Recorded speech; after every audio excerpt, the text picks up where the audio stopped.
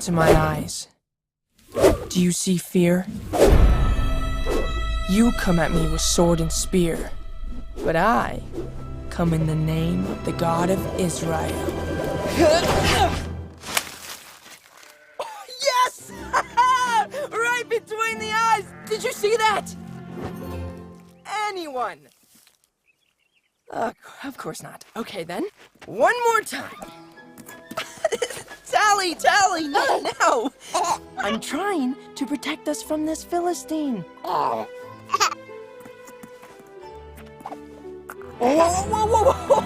No, not that way! Come on! Back to your mom. Right, Philistine. Oh, wait! Right between the eyes. Oh, of course. That one you saw. Tally! Tally, no!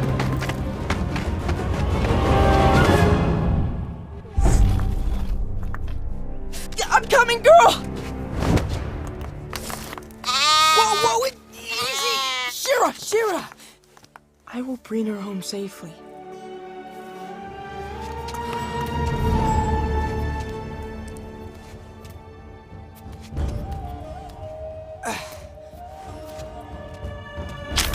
Whoa!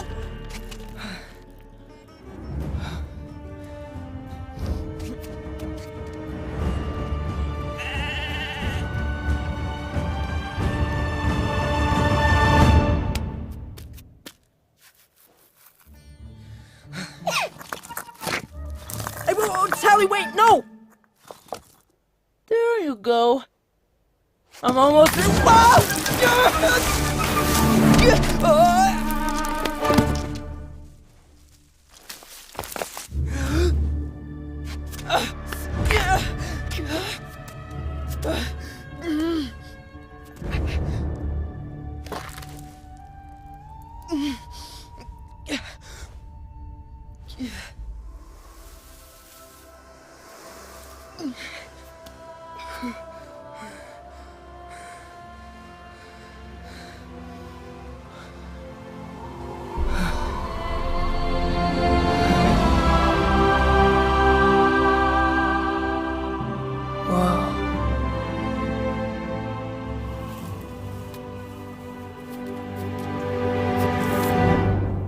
Okay.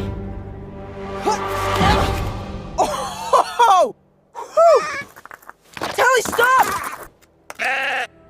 No!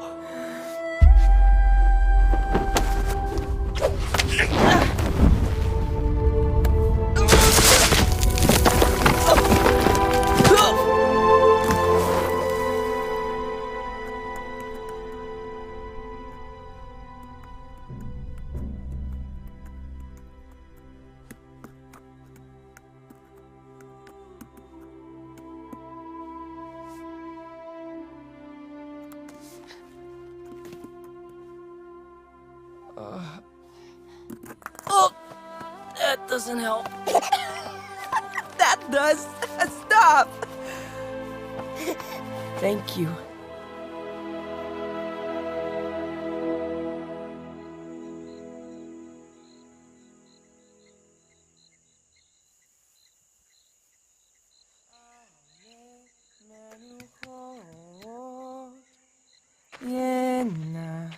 할래니 נפשי ישובב ינחני במגע לצדק למען שמו.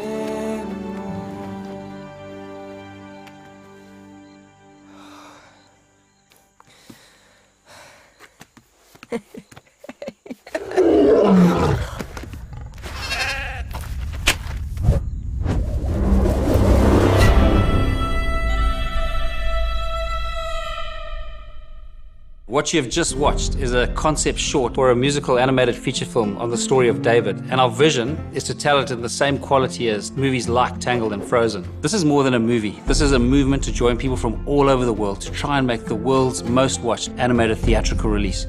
You can show your interest in investing by going to angel.com/David. Growing up in the wild of Africa was the most incredible experience, and it was there that I bumped into the most amazing character of God and fell in love with him. At the same time, I was reading David's story, and it just really struck me. On one particular canoe trip on the Zambezi River, where you could canoe for days and not see a human being, I was reading the scriptures and I read, "I found in David, son of Jesse, a man after my own heart." And I thought how amazing it would be to do a film that would give people all over the world a glimpse into God's heart. We grew up on a farm that had no electricity.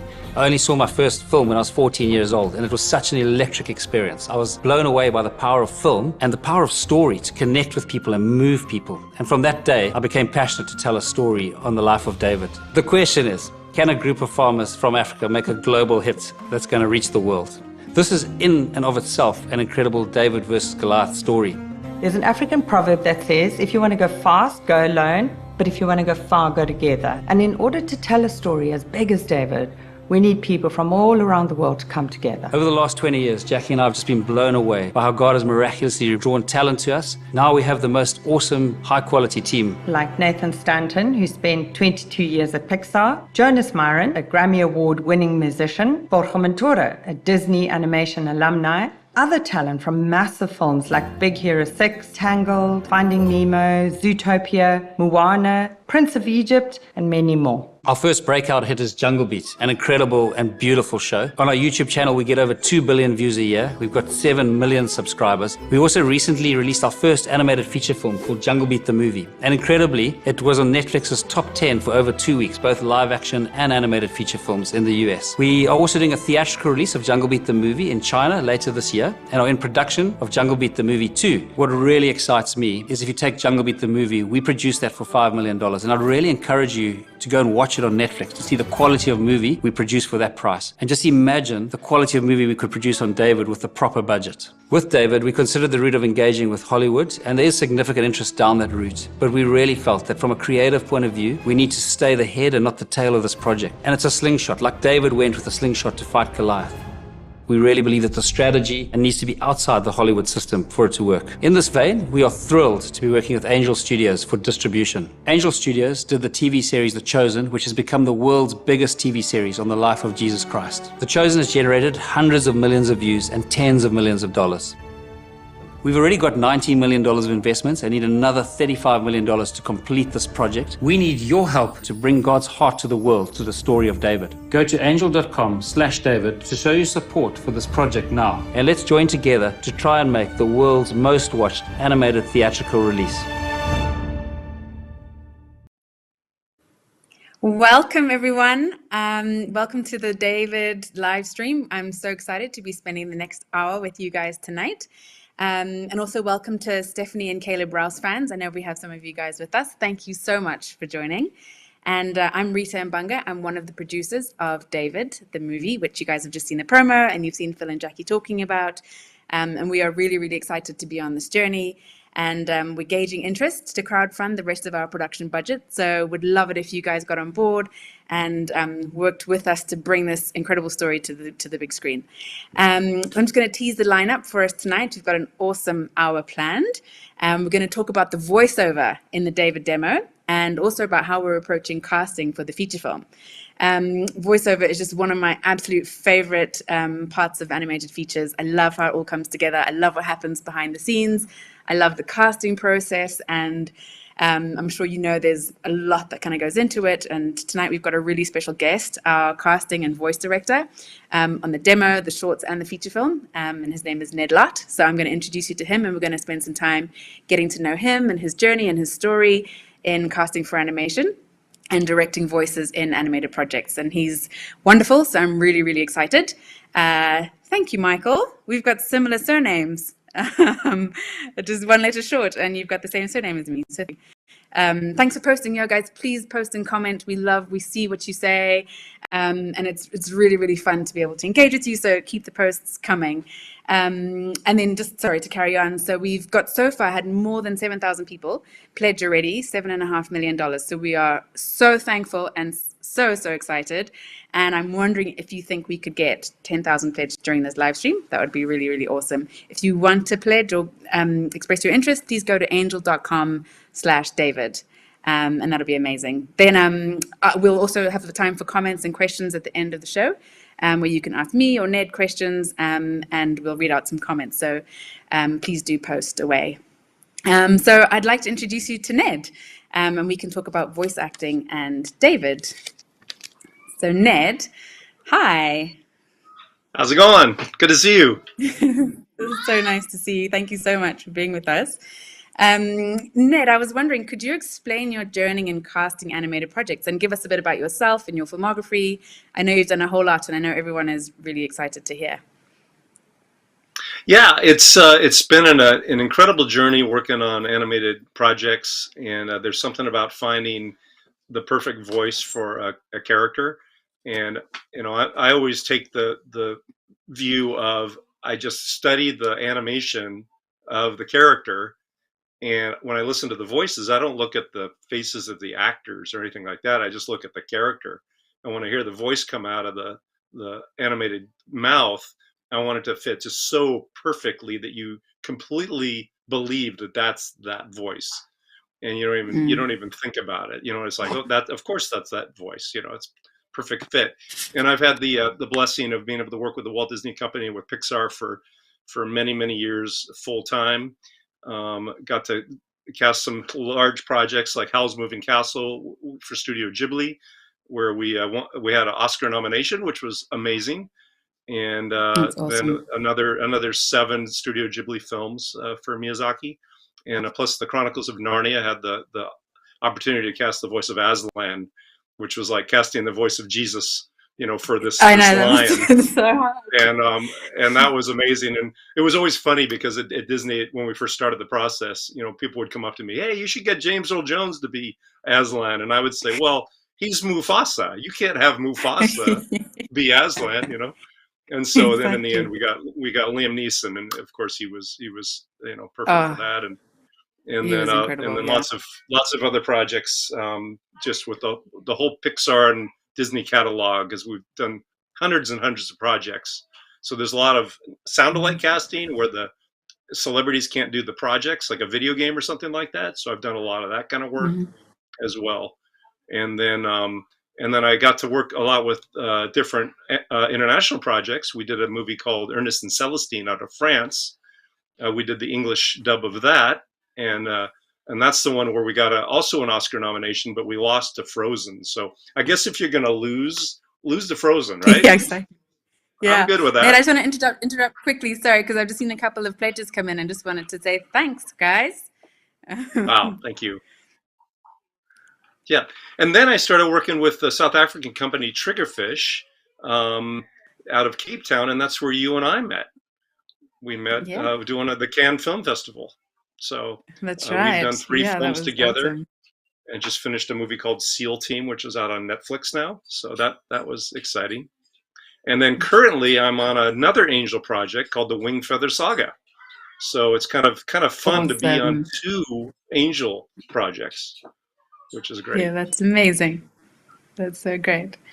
Awesome, Ned. And yeah, so just talking about the David demo, you cast Brandon, and he was just absolutely so wonderful. Do you want to just explain a bit, like, what's your process? As from the production side, we come to you and we say, here's a casting brief, here's a picture of the character, and go. Like, what do you do then?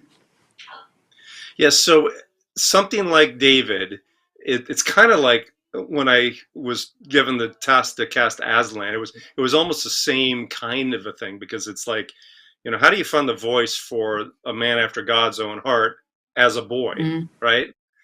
And and it can't just be a voiceover actor reading the script. You almost have to find David.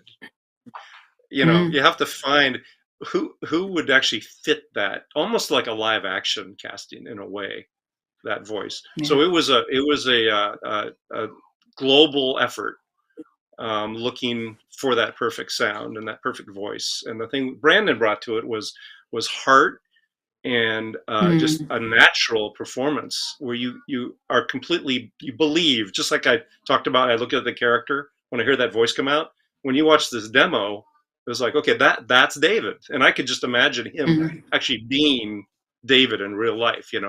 If he lived back then, he even kind of looks like him, which is kind of funny. Yeah, no, he does. And then it was also tricky because we needed to have him sing in Hebrew. So I auditioned lots of kids that could, they have a Jewish roots, and they actually speak Hebrew, and they had to sing the song which Jonas, wrote, which we love so much. And so that was tricky too. How do you get an actor to have a natural Hebrew sound if they don't speak Hebrew? So that was tricky. Yeah. And I remember back then you got Jonas to come into the studio with you, and just kind of, walk Brandon through almost syllable by syllable, right? And Yes. to sing the song. Yeah. It's incredible. Yeah, it's So something what's we Ned? did I'm just, yeah. a lot at Disney. We would have dialect coaches. One of the most famous stories is Phil Collins. When we did Tarzan, he had to sing some of his songs. He wanted to do it in 5 languages. So they actually had a dialect coach for each language, and that was all recorded at Phil Collins' estate, I believe, in Switzerland, something like that.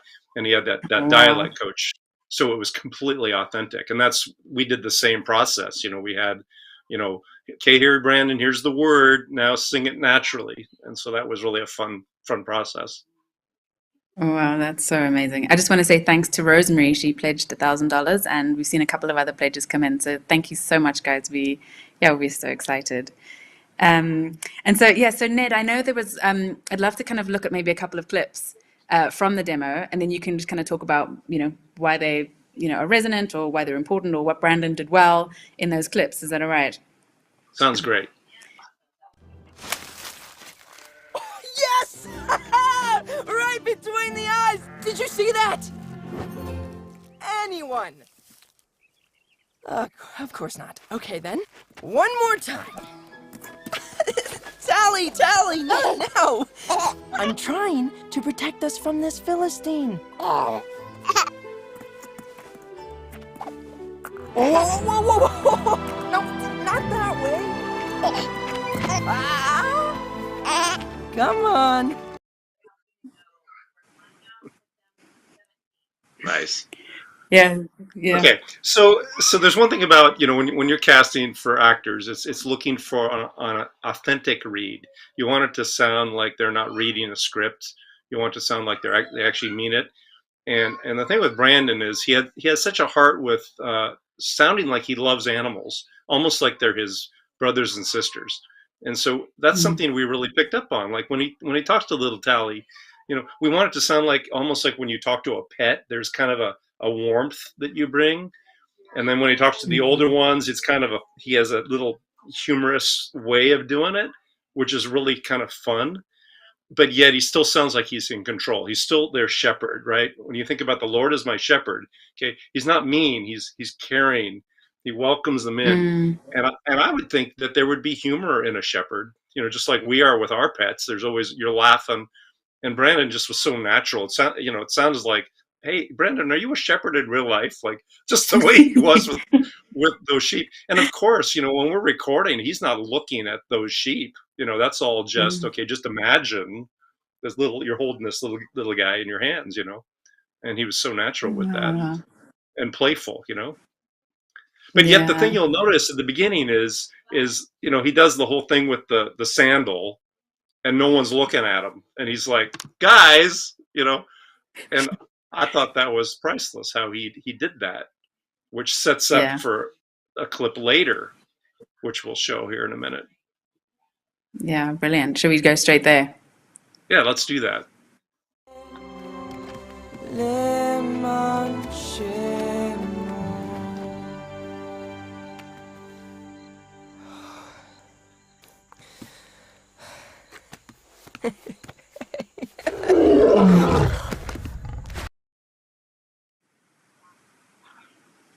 Okay.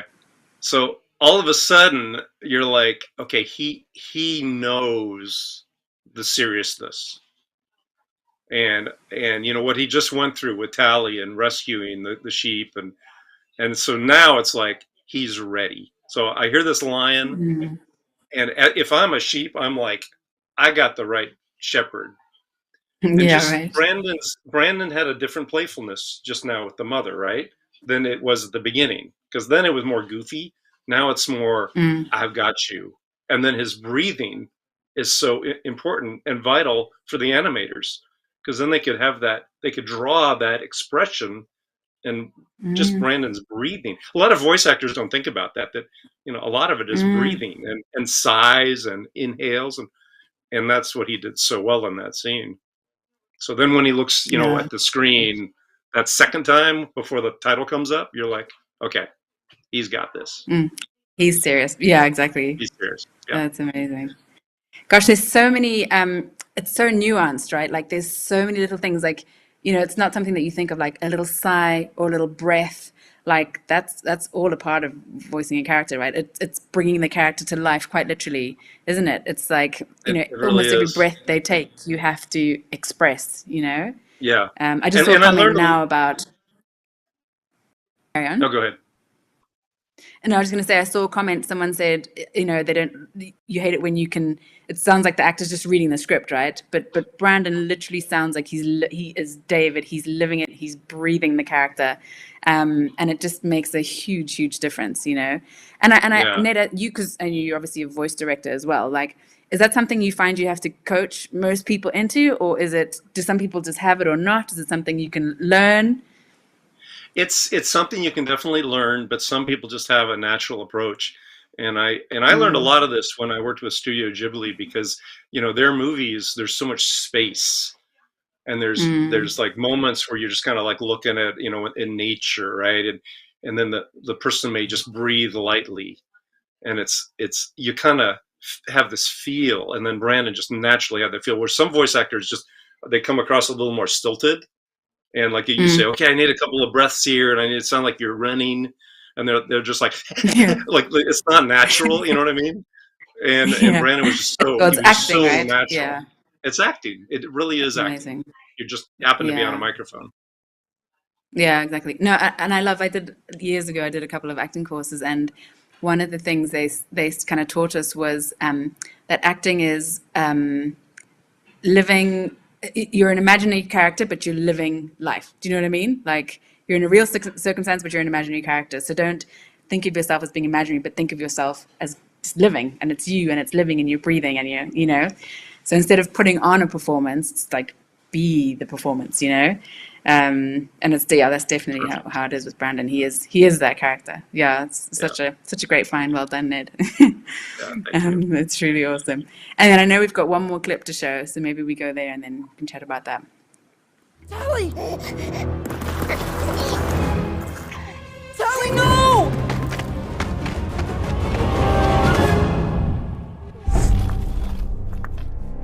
I'm coming, girl! Whoa, easy! Shira! I will bring her home safely.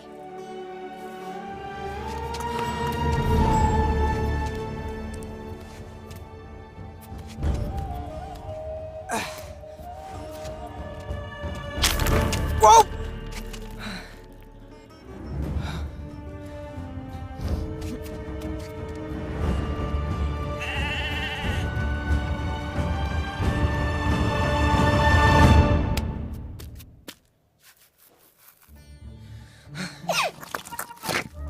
Hey, whoa, Tally, wait, no! There you go. I'm almost there.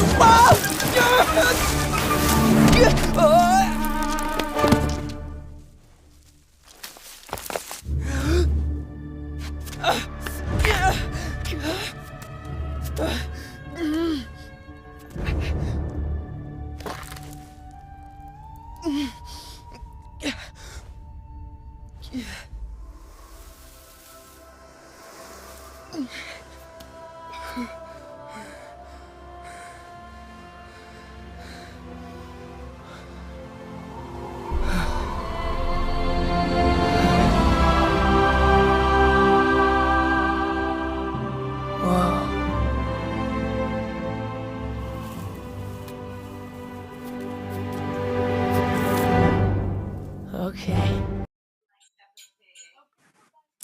Oh, you know that scene just gets me every single time. Like I just really do get choked up every time with that. But sorry, no, before we jump there, we just wanted to say, guys, we already got our goal. We already surpassed our 10,000 goal for this live stream. So thank you so much, everyone. We are so super grateful, and yeah, we done it. Thank you. Yeah, Ned, that scene, amazing. Yeah, and so much of it, people have no idea how much work went into that with voice acting, because he doesn't say much, but you know, it's all about the you know, being up on top of the mountain, looking down, and the breaths, and then it's the rescue. So there's that. Okay, I have no fear. I'm gonna go get Tally here.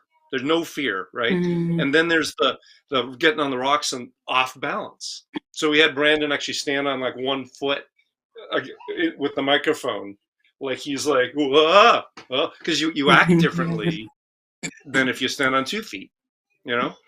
And then, you know, the whole the cheek against the rock thing. You know, we actually did that. We actually had him talk like this, you know, and that's So why cool. it's so realistic. And the animators love that kind of thing, because, you know, when they hear that, Yeah. plus we videotape it so that they can kind of get a glimpse of what his face looks like during that. And so that's, David looks completely like what Brandon looked like in session, right? But then there's the tension, right? It's like, how much fear do we have in his breathing? Because we want him to be scared for a moment, right? It's like, oh, this is not good. But we don't want him to have total fear, because David wouldn't have total fear, right? And then he gets on that rock, and then all of a sudden there's the uh-oh, right? We build the tension, but then all of a sudden he looks at the clouds, and don't you just love his inhale there? It's just like, okay, God's got me. And then he looks over, and then the little weed is there. It's like, okay, I'm in good hands here. And then his whole demeanor changes, just with breathing and sighs and things like that. I mean, it's a awesome acting moment, you know. Yeah. For the animators, it just creates that lush palette that they can draw to. Yeah. No, I really love it. And you know, that sigh in that moment where he's like, okay, Jesus, over to you kind of thing. You know, I've watched it, you know, thousands of times, I guess, but it's still, you know, and there really is something in that performance where it encourages me to do that, you know, like I'm like, okay, take a deep breath, and you know, so it's just such an inspired performance. Totally. And it could be so corny, like when you write in the script, right? When you look at God, thank you, you know, right? But it's like, it's so like, thank you. Like how would you really do it if you're on a cliff? Like, you know what I mean? That's like what would we do? So, because some actors, everything's big and over the top, right? And like there's some anime stuff where it's like everything's wide-eyed and loud, right? And this is like, no, it's intimate and subtle, you know. Yeah. No, absolutely.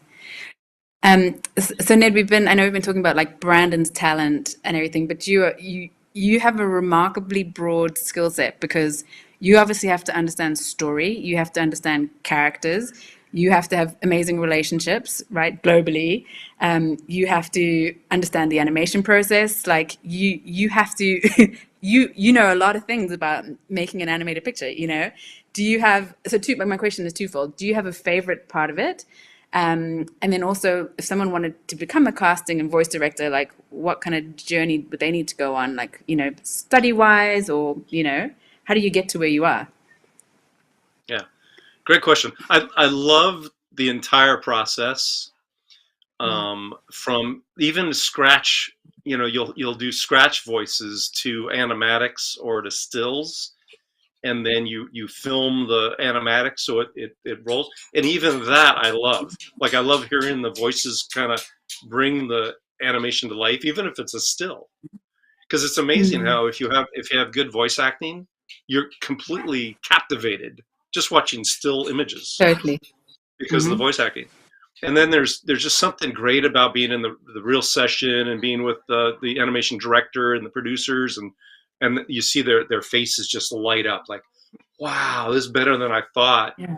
And then there's something about the process later on when we do the mix and it's all together. And that's one of my favorites, when it's all done and you're listening to everybody. And I always describe casting like a big combination pizza. It's like you take a bite of the Yeah. pizza that has all the different flavors in it, and you actually can taste every distinct flavor. And even though they're all completely different, you taste them all. And that's what I always love in an animated film, where every character is distinct and they fit the flavor of the film. You don't have some odd, no offense to anybody that loves olives, but I can't stand olives. Like, if I have the Yeah. olive in my pizza, it ruins the whole pizza. So I don't want an olive in my movie, I want everything just to kind of fit taste-wise.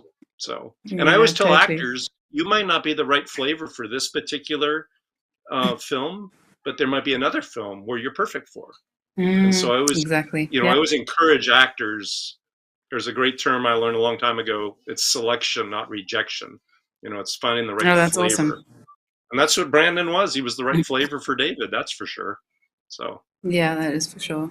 Amazing. And then your second question, remind me again. What do I tell was people just saying, if they want to train for it? Yes, like, do you go to school for it? Is it just something you got via experience? Like, what would one need to do? Yeah, never went to school for this. I never even knew this was a thing. Like, Yeah. I was actually a musician, and I was hired to write music for video games. And then at Disney, I'd do some music kind of things. And at the first company I was with, they said, hey, we need someone to direct voices. And I'm like, oh, that sounds kind of fun. So I just started doing it. And what I've found is a lot of voice directors are actually musicians. They're actually, because they have an ear for like orchestral productions. And when you're putting voices together, it's like putting together an orchestra. So that's so it's kind interesting. of interesting. And I had a college student call me a couple of weeks ago who they're a freshman and they want to study voice directing. And I said, there's nowhere that offers that. Like, you can't major in that. But I said, find students and help direct their films. Help them cast their films. Brilliant. Student film. That's awesome advice. And that's a great way to learn.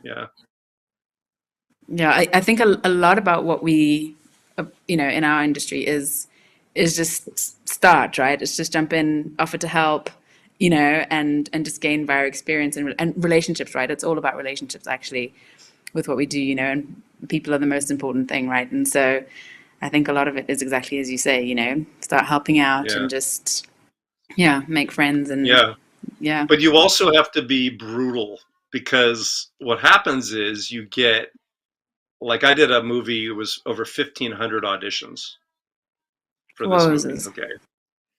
And you have to be a really good, I love this person, but they don't fit. Like, especially if you know them, it's really hard. Oh, that's that actor that brought me cookies that one time. Like, it's easy to hire them, but they'll bring you more cookies, right? And you have to go, what's best for the character? What's best for the film? What's best for the story? And you have to, it's all about the name of the animated character and not that actor. Because it's so easy to, like, actors are wonderful people, right? So it's so easy to go, man, I want you in my project because you're so awesome. I know, right? You find these people around the world, and then you only have a cast sometimes of, like 12, and I had 1,500 choices. So you have to be really like, sorry, man, it's not a fit, but you're polite about it, obviously, but it's tricky. Exactly. No, that must be really tricky. And I love what you say about, it's not a rejection, right? It's a selection. It's like, not this time, but, maybe something else will come along that is the right fit, That's a really good way to look at it. Yeah, I love that. And then one other thing that I've kind of, as I've been kind of working in animation, I've realized, like, how much actually goes into, like, a recording day, Like, there's a lot of prepping and planning. And would you just talk about, like, today we're recording, you arrive at the studio, who's there, what are they doing, like, how does your day recording an actor in a studio look like? Yeah, so before you record, there's a whole process of negotiation. If the rate is different, so you're dealing a lot with agents.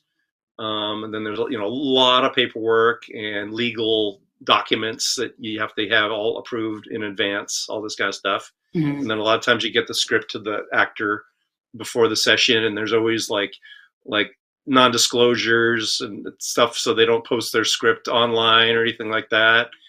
And then when they come in, you introduce yourselves, and it's really funny because I got a funny story from Howl's Moving Castle. We actually cast the actress Lauren Bacall to be the Witch of the Waste, and the character herself is this very overweight woman with like 8 chins, and Lauren Bacall was on a tour, and we didn't want to show her the picture in advance because we thought she'd turn it down. Yeah.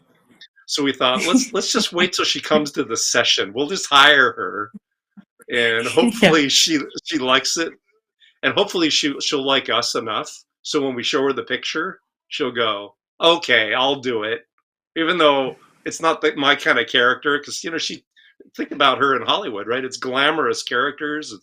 She worked opposite Humphrey Bogart. It's like one of the most iconic actresses in history. And so that's what we did. We had her come in and meet with us in person. I had myself and the director, Rick Dempsey, was there, and Pete Docter, who's now the head of creative at Pixar. He was in the room with us. And then we had Lauren Bacall, and we just talked for a while to get to know her, and we were laughing. And then we're like, okay, we need to now present to you this character, the Witch of the Waste. And she's rather despicable, so I hope you like her. So we showed her the picture, and she goes, darling, I was born to play despicable. And she loved it from the get-go. And it was an awesome session. I love that. She just completely embraced it. You know what I mean? Oh, that's amazing. So sometimes there are moments before a session where you have to kind of work with the actor. This is what your character is, and we really want you to bring a lot of you to it. We try to make it part of them, and then you start the session, and it's a lot of searching for the right feel and heart and voice and pitch, things like that. And then once you find the voice, a lot of times you'll record the entire script, and then we come back to the beginning and record the first part again because they've kind of locked into it in the middle of the session. That's interesting. It's really quite a great process. It is amazing. And Ned, who's typically in the room? So there's the engineer, there's kind of who else is in there, and what are they doing? Yeah, so pre-COVID, it would typically be the there's always the engineer. And I know, Brent came out from South Africa as the animation director, so he was in the room, which is always great. And then myself as voice director, and then the actor. And then since COVID, we do a lot of these on Zoom, and it's quite amazing. Wow. And sometimes producers will be on there. Sometimes we'll have script writers on there if we need input on script. Sometimes executive producers are on there. Sometimes we'll invite investors to jump in, some of the top investors who are often executive producers as well. So, but typically it's kind of a smaller group, usually an episode or a movie director, myself, the actor, and the engineer. It's kind of the core. Yeah. The core crew. Yeah. And so with the David demo, with a piece that length, how long did you guys take in studio? So we did 2 sessions. Brandon was from New York. One was from New York. First session, he came to LA, and it was about 4 hours. And then we did a pickup session in New York to do some alternate lines and some slight difference where they'd swap out dialogue, and that was about 2 hours. So yeah, for a 7-minute demo, it was about 6 hours of recording. Wow, it's a lot, eh? And so for a feature film, you're talking probably a couple of weeks at least, too. Yes, so like a lead character like David, yeah, you're definitely talking about, it could be 4 or 5 4-hour sessions, something like that. And then we often would bring them back like mid time because there's changes in story. That always happens. And then at the end, there's a process called ADR, which stands for Automated Dialogue Replacement. And that's where they'll actually record to their faces, and they redo lines because things have changed in the dialogue, or maybe there's a technical problem on the microphone, it was distorted or something like that. And the trickiest one is kids, because with David, he's supposed to be this young guy, right? And the good thing with Brandon is he's going to sound the same until he's 90 probably, which is great. But sometimes you get kids and you record them in the beginning of the movie, and then at the end of the movie, their voices have changed, and it's tricky because you're like, well, what do we do now? So it's always so what a have challenge. you done in the past with that? So when you've had that situation? In the past, sometimes you have to raise the pitch a little bit technically. Okay. You have them act like they're still young. I've done some projects where we had in Finding Nemo, Alexander Gould was Nemo, and then we did the submarine ride at Disneyland, and Alexander sounded like a low voice man, and he came in for it, and we tried to get him to talk like this, and we'd pitch it up, but it just didn't work, so we had to find a different kid to do it.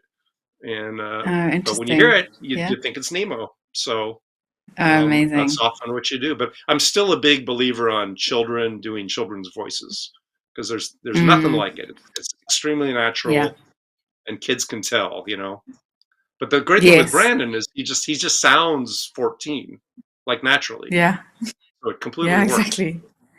No, that is amazing. I love that.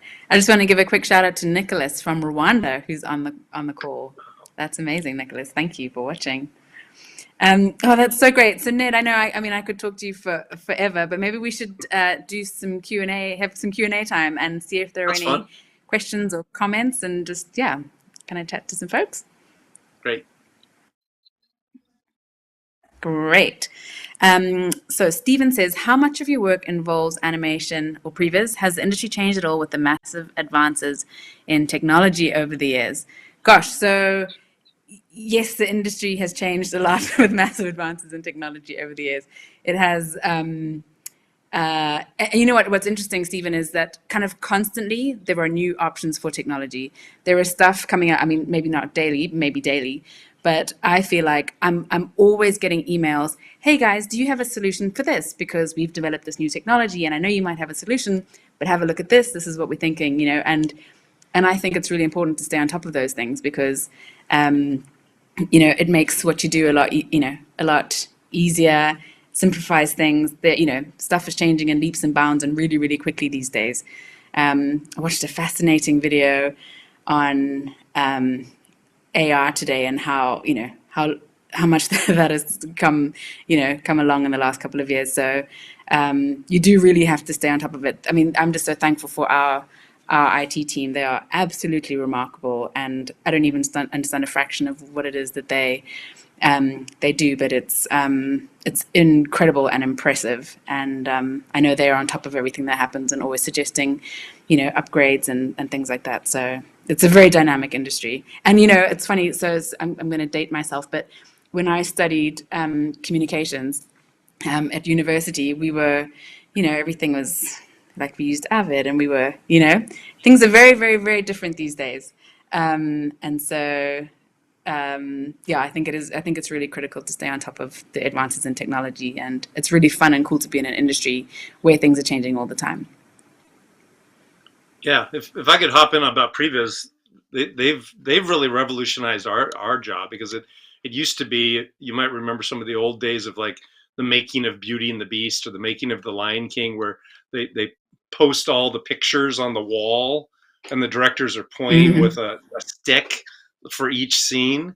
And see, what previs does is it takes those stills and they turn them into a movie, as previs, and we can cast that and put music to it, and it's fantastic. It's changed everything, Yeah. So I love that part of it. I know, it's wonderful. And Will says, how many main voiceover characters will there be in this animation? Gosh, so Ned, do you know off the top of your head? The main characters are, I guess we know, right? There's a lot of characters, like secondary characters, but there's David, Saul, Jonathan, then I don't know, Goliath is the main character, even though the role is small, awesome. But he's obviously, yeah. Memorable. But we also don't want to give away too many spoilers, right? So Yes, Will. So the story in the Bible, the main characters from the biblical story, most of them will be there, without giving Good way to too look much at it. away. Yeah. And Emily says, are some characters easier to cast for than others? Ned, that's one for you. So I'm one who loves secondary characters to be awesome and memorable. And so I cast them just as serious as principal actors, because there might be one character that has one word. And I remember in the movie The Emperor's New Groove, Bob Bergen, who's the voice of Porky Pig, he did the voice of the Fly, and all he said was "Help me," and that was it. But it was so awesome and so great that Disney actually developed a whole video game based on the Fly character. Wow, Even though we that's just said amazing. "Help me." So I never look at anything as easy. It's more like, ooh, what could we do? Like, for instance, on you know even trying to find like Tally. Would Tally have a little voice? When it It's interesting. would it say anything? Are these talking animals like Timon and Pumbaa? These are all things you think about. But there might be some little funny thing. Like I remember in Tangled, they made the decision, let's not have the chameleon or the horse talk. Like they were very specific about that. So but I think probably, as far as Emily's question about easier, every now and then we do a very specific casting on like a celebrity actor where it'll be like, we want them to be themselves and just talk like you. And I did a movie last year where we've actually patterned the character after this actress, and luckily she said yes, so she just was herself. So that was, that's amazing. from a casting point of view, that was easy because we got who we wanted. So that was kind of cool. Yeah, that was very lucky. Yeah. Oh, how does one audition? That's a big question. Yeah. So typically, I have all my agents in Hollywood that I work with a lot. I have my agents in New York. I have a lot of agents around the country, in Canada, in England, in Israel. We're making these relationships, and this might be something down the road. And I know we did this with the Wingfeather saga, is we actually had a fan casting, which was awesome, for some of the background characters. That is awesome. And maybe that's something we talk about, because we actually posted on the website. We're going to do a fan casting and submit at this time at this place, and we'd post sides and things like that. But the majority of the main characters will all be through agencies, and so it's really trying to. That's always a trick. Is how do you get someone to represent you, so you hear about it. So that's a trick. So how, Ned? How? Yeah, and that's the thing. It's figuring out. Do you have the talent, or an agent's going to say, "Oh, I need you on my roster because I don't have anybody that sounds like you." And it takes training. I always recommend people take voiceover classes. Meet lots of people. Those kinds of things, and then that's when an agent, hopefully will represent. I know a lot of people do, like, there's websites like Voices 123. You can post your thing on there. So, like, if we're looking for a really specific Israeli accent, for instance, sometimes I'll go there and I'll search Israeli. So. Okay, brilliant. Thanks. And then I see Liz is saying, when and how will we be able to contribute to the making of this movie? Looking forward to its release. We've been looking for more family-friendly movies that point to the Lord for kids and teens. That's awesome, Liz. Thank you so much. So we would love it, Liz, if you went to angel.com/David. And right now we're gauging interest to crowdfund the rest of our production budget. So if you are able to contribute, that would be amazing. If you head on over to angel.com/David. And you can, join in the folks that have pledged already, which would be amazing. And then a question from Animal Girl. She says, is the voice actor in David Demo the official voice of young David? He did a great job bringing young David to life.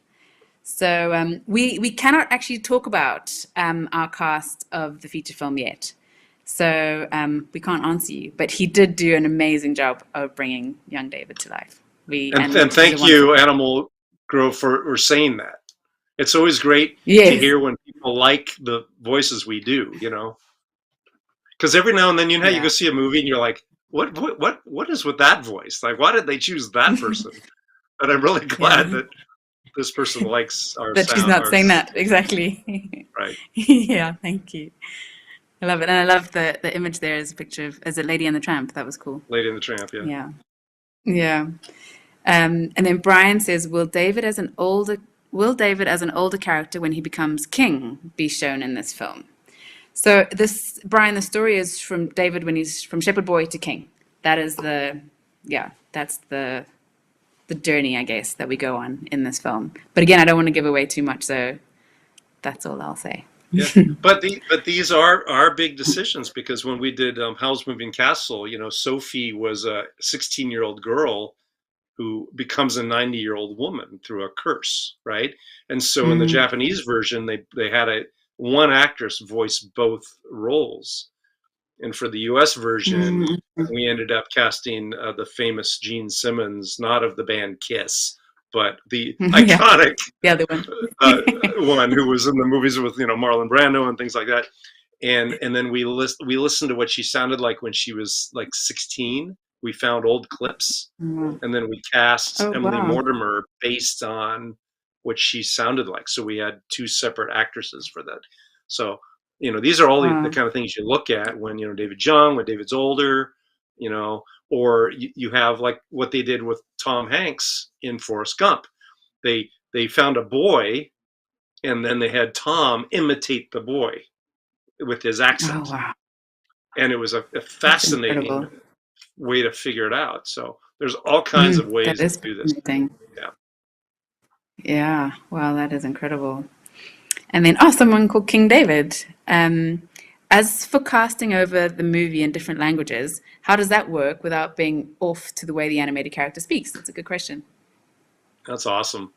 Yeah, so a lot of my work was with Disney Character Voices International, where we would dub all the movies around the world, and you'd sometimes do up to 50 different dubs. And the whole key of it is adaptation. So what you have to do is you have to take the original script, and the mouths are all drawn to English, and then you have to translate it, and then you have to adapt it so the mouth movements fit the words. And that's a very tricky process. And then the actors have to come in and make it sound natural to fit those mouths. And our goal is to always make those dubs look like it was custom made to that language. And that's one of the reasons Pixar actually stayed with Disney, because the dubbing group was so small on the Pixar movies all around the world. When they were debating in 2006 if they should leave or not, that was one of the things that helped keep them there.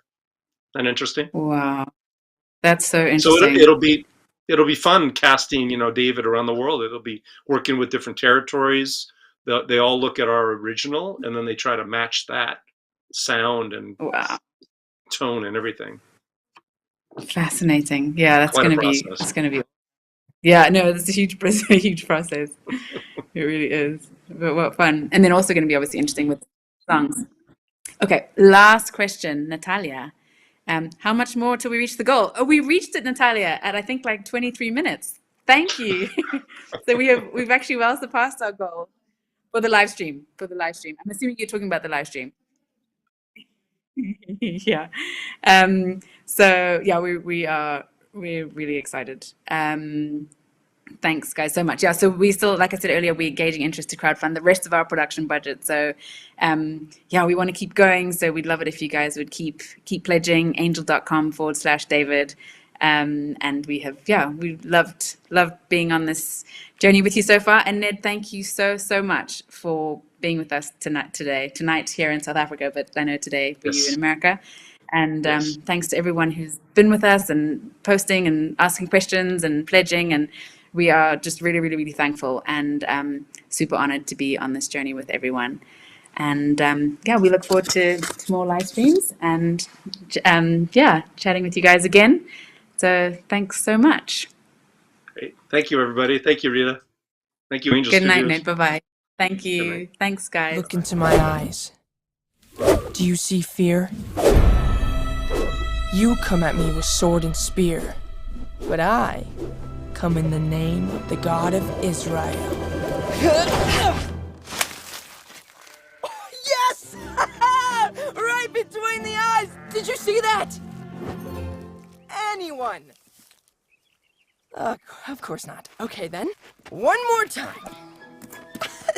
Tally, not now! I'm trying to protect us from this Philistine. Whoa.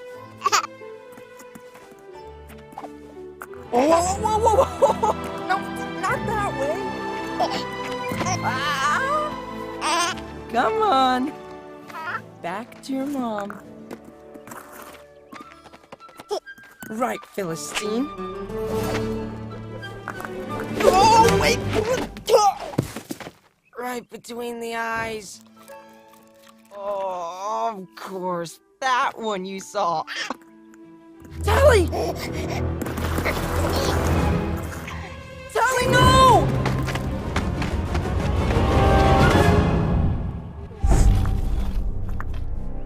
I'm coming, girl! Whoa, easy! Shira! I will bring her home safely.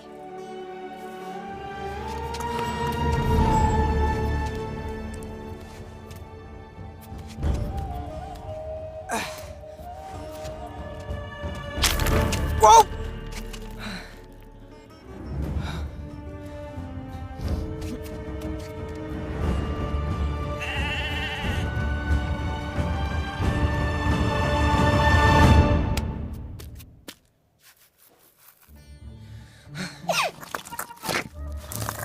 Tally, wait, no!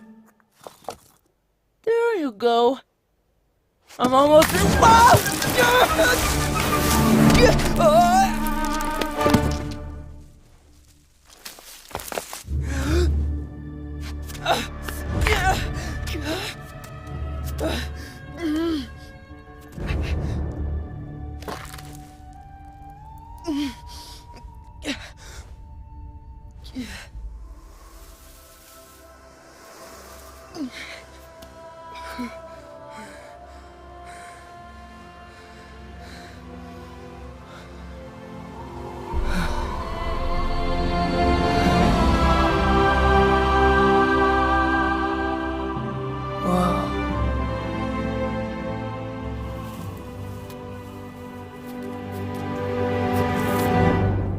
Okay.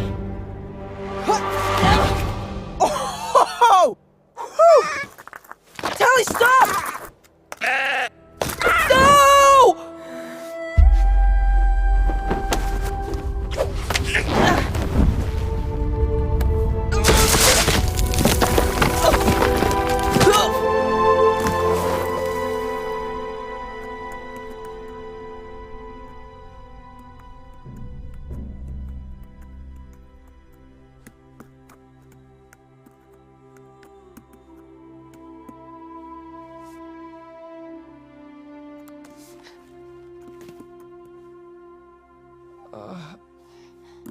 Oh, that doesn't help.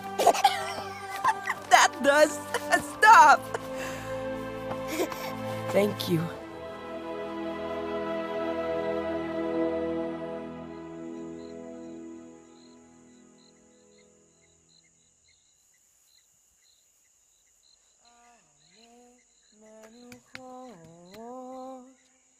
Yena haleni nafshi yeshove yancheni b'mgalet tzedek leman shemo.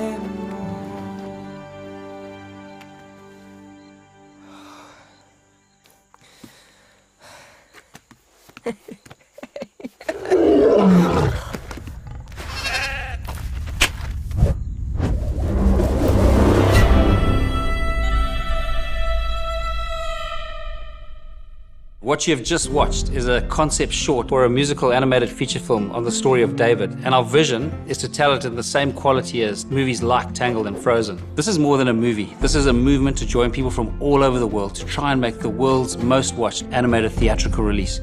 You can show your interest in investing by going to angel.com/David. Growing up in the wild of Africa was the most incredible experience, and it was there that I bumped into the most amazing character of God and fell in love with him. At the same time, I was reading David's story, and it just really struck me. On one particular canoe trip on the Zambezi River, where you could canoe for days and not see a human being, I was reading the scriptures and I read, "I found in David, son of Jesse, a man after my own heart." And I thought how amazing it would be to do a film that would give people all over the world a glimpse into God's heart. We grew up on a farm that had no electricity. I only saw my first film when I was 14 years old, and it was such an electric experience. I was blown away by the power of film and the power of story to connect with people and move people. And from that day, I became passionate to tell a story on the life of David. The question is, can a group of farmers from Africa make a global hit that's going to reach the world? This is in and of itself an incredible David versus Goliath story. There's an African proverb that says, if you want to go fast, go alone, but if you want to go far, go together. And in order to tell a story as big as David, we need people from all around the world to come together. Over the last 20 years, Jackie and I have just been blown away by how God has miraculously drawn talent to us. Now we have the most awesome, high-quality team. Like Nathan Stanton, who spent 22 years at Pixar, Jonas Myron, a Grammy Award-winning musician, Borja Mentora, a Disney animation alumni, other talent from massive films like Big Hero 6, Tangled, Finding Nemo, Zootopia, Moana, Prince of Egypt, and many more. Our first breakout hit is Jungle Beat, an incredible and beautiful show. On our YouTube channel, we get over 2 billion views a year. We've got 7 million subscribers. We also recently released our first animated feature film called Jungle Beat the Movie. And incredibly, it was on Netflix's top 10 for over 2 weeks, both live action and animated feature films in the US. We are also doing a theatrical release of Jungle Beat the Movie in China later this year, and are in production of Jungle Beat the Movie 2. What really excites me is if you take Jungle Beat the Movie, we produced that for $5 million. And I'd really encourage you to go and watch it on Netflix to see the quality of movie we produce for that price. And just imagine the quality of movie we could produce on David with the proper budget. With David, we considered the route of engaging with Hollywood, and there is significant interest down that route. But we really felt that from a creative point of view, we need to stay the head and not the tail of this project. And it's a slingshot, like David went with a slingshot to fight Goliath.